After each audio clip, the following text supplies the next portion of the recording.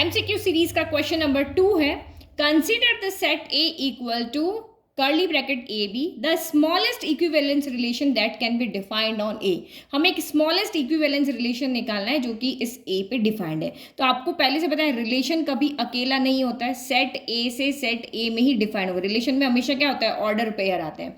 तो equivalence relation क्या होता है पहले तो आपको ये पता होना चाहिए। तो कोई भी रिलेशन अगर इन 3 कंडीशन को सेटिस्फाई करता है कि वो रिफ्लेक्सिव हो, सिमेट्रिक हो, ट्रांजिटिव हो, तब उस रिलेशन को हम इक्विवेलेंस रिलेशन कहते हैं ना। ये सबको पता है। रिफ्लेक्सिव में क्या होता है, सेम एलिमेंट्स होते हैं। सिमेट्रिक कहता है कि अगर ए बी है तो बी ए भी होगा तब वो सिमेट्रिक है। और ट्रांजिटिव क्या कहता है कि ए बी है, बी सी है, अगर ए सी है तो वो रिलेशन क्या है आपका यहाँ पर ट्रांजिटिव है। तो अब 1 बाय 1 देखते हैं। एम्प्टी तो होगा नहीं, यहाँ पे नहीं है।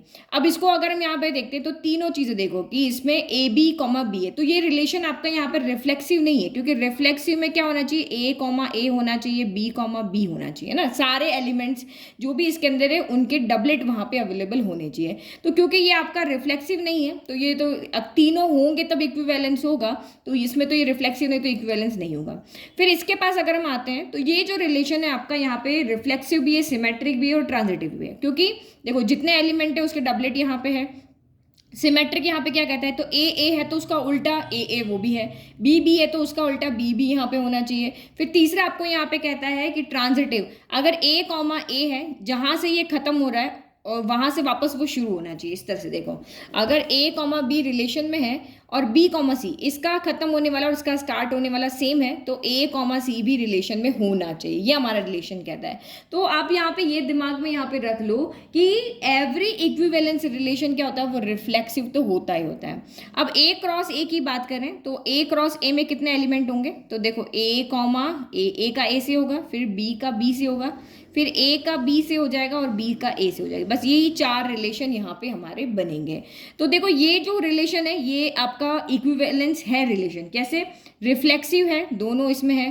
फिर उल्टा पुल्टा सब है, ए का उल्टा है, बी का उल्टा है, ए बी का उल्टा बी ए है, बी ए का उल्टा ए बी यहाँ पर है।